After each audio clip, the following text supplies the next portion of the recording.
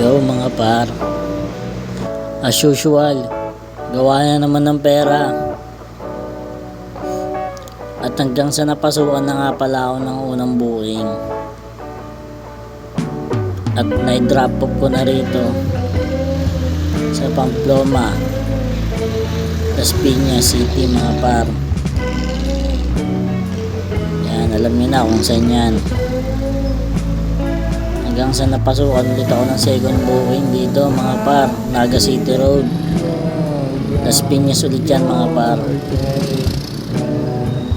At yun, ang tagal ko nagantay ron, may isang oras kalahati, wala akong nakuha booking pabalik. Kaya ginawa ko, ginapang ko na lang pabalik, baka sakaling makasungkit pa ako ng booking. Napakatumal talaga ngayong araw.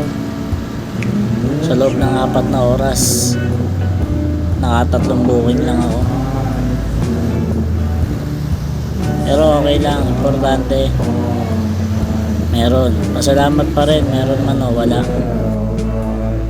Hanggang sa nakakuha ako ng third booking mga par.